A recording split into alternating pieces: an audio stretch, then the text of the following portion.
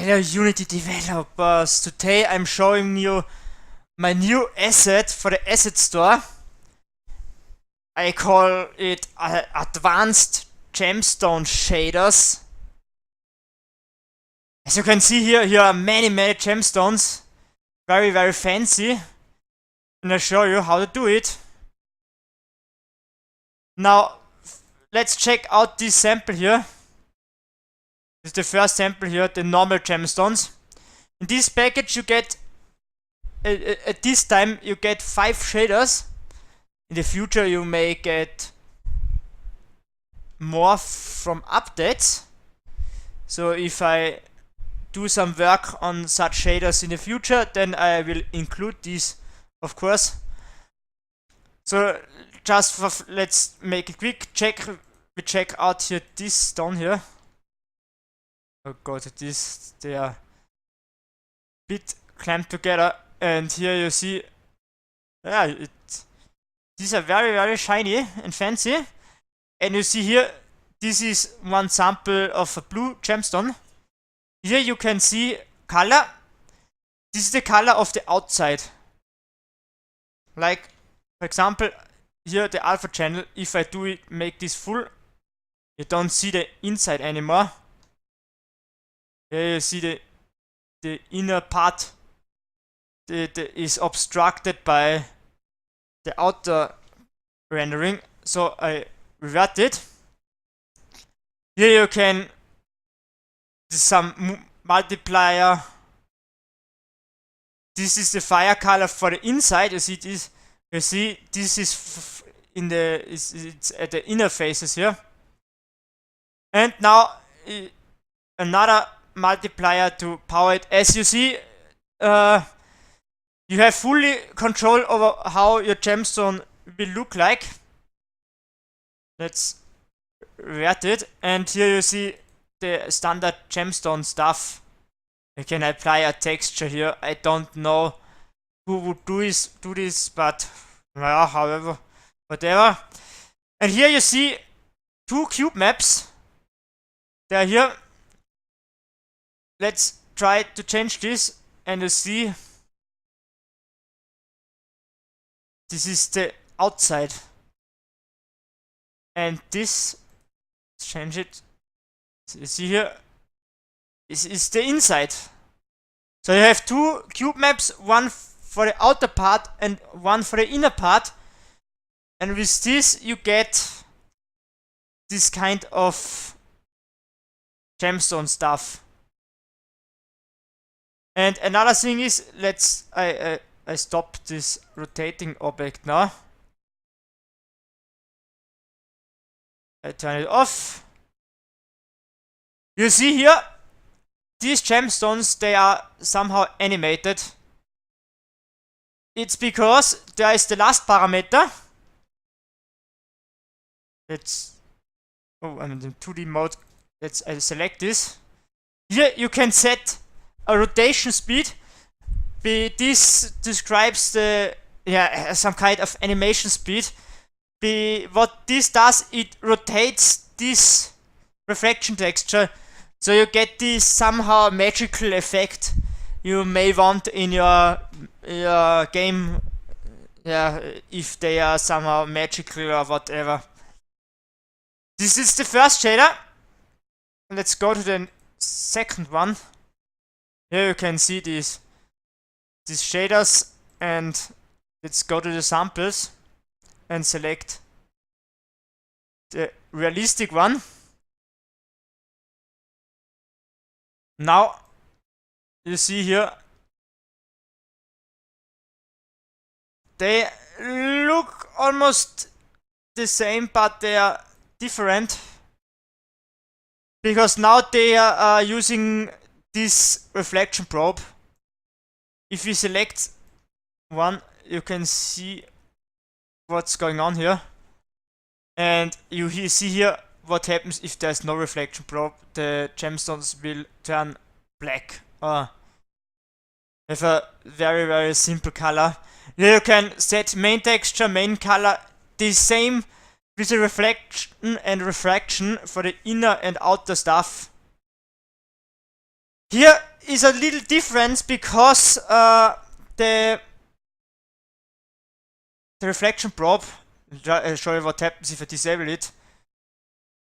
This is how these gemstones would look like without this probe. If you disable it, and what you see here is you can set here a reflection power for the inner part and for the one for the outer part. The best example is this sphere here. If I turn this off, you can expect what happens. It becomes the same as if there would be a reflection probe. So these values are multipliers. It describes the influence of the reflection probe for the inner and outer parts. This is the more realistic approach to gemstones. There are far better one, but they require ray tracing. You maybe know this from Maya or other 3D modeling applications where you have this ray tracing, but this doesn't work in real time. So I think this is a good trade-off. You get very fancy gemstones here. But this is not everything. There are other shaders. And now we are looking into these more complicated shaders. Don't save it. You may know it, but there are gemstones like they are called opal. These are some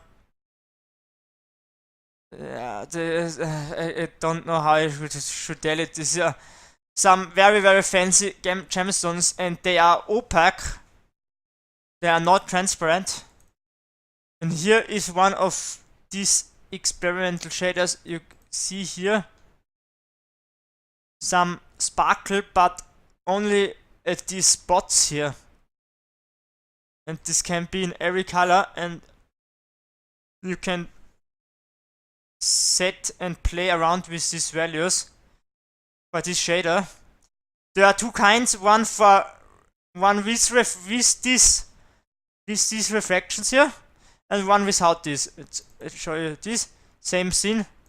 One with reflections, and this is, you see here, without reflections, just the reflection from the reflection probe. And let's check it out. Here you can describe a texture and the color with normal map. This is common and known, and this is now the first reflection texture. You see here, it's the texture for these reflections here. And also you can describe a color. You see here, it's more colorful. Here it's a specular texture. The whole shader is based off the standard specular texture, so you have these maps here. And you know, the shininess. This is nothing strange now. But now here comes the strange part, the new part. This here is an opaque map, and this describes where these spots should be. It's just a map with transparency. And I'll show you. Let's check.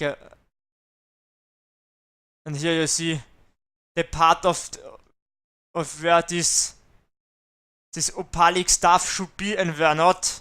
You see here, these are wrong texture. So I recommend you to use the occlusion map from your program. It usually has an alpha channel, and make it so it has alpha channels. And here you can set some values. This adds a constant parameter to this value. You see here, this is somehow as if it would glow. And opal, albedo, opal, specular. These are the influences. How strong this text, the color value should influence the albedo map, and the same is you can set here with the specular map. You see here what's happened. Here you can also apply negative values here. And here this is a multiplicator of this opalic map. If you put this negative, yeah, you see what's going on here. The color changes. So you can make many variations with just some few textures. And here you can, here is a opal power. You can do others. Yeah, it's the alpha value times the integer value here. Like this is the alpha value power 2, power 5, then, and you see what this makes is the values with lower values become lower and higher values become higher. That's everything it does. And here you can have a final parameter which is applied after every calculation. It describes what's the threshold for these patches here is. If you make it very high, then there are more, and you see it slowly crawls out. And so you have here some, it's opalic shader. Yeah, it's not 100% like opal. A real opal would look a bit different, but to do this we would need inclusion rendering somehow. It's maybe possible in future technologies, but currently this looks almost close to it, to an opal. And the last shader here is included is some metallic shader. It's all about valuable materials, and also gold is very expensive, and therefore there is a gold shader. There's gold, palladium, some rainbow, tungsten, and silver, some red metal. Don't know if a red metal even exists in our universe. Let's try out the most common one, the gold one. Here you have the main color, a shininess. This is the from the Phong. This uses the Phong shader as a base, and it has the shininess parameter, but it does almost nothing. You can set here reflection color. This is an additive. It adds a value to the final pixel values. Here you can set normal texture, main texture, normal map. You can set here normal power, and this shader has an alpha cutoff. You can use it for texts, or I know you usually have some metal fences, so my intention was that a alpha cutoff would not be that bad. If you don't need it, just set it to 0. You have the normal power, and let's see, you see here this rotation speed, and let's check it out. I show it, a better way to show it to you. And you see here these animations here, so because the cube map is rotating. And if you center here, I can show you the effects here. This rotation speed is only active if you hit the play mode. You see here, they are moving faster. Now it rotates. It's very, very fast. But I would keep it at 2, so it has a slight metallic effect. This is useful if you have, yeah, but if you have no reflection prop, if you have a 2D game like this, and you want to have metallic surfaces, and you can see here, even if the camera is now orthogonal, you see here some metallicness, and yes, it looks very, very nice. So for the end, what you get here in this package, you have a bunch of gemstone models. These are, yes, very simple here. You can use it for whatever you want. Yeah, magic gemstones. And the last thing I want to show you is, if you want to play around with it, you can see here the alignment of these objects here. This is of course a function, I don't do it by hand. So I can check here auto update, and you can see here you can play around with these values and use it for your stuff. This is a pattern generator, and maybe this pattern generator there will be a complex version of it as a future asset. So I hope you like this package. It's my 4th package now, and we see you next time. Bye.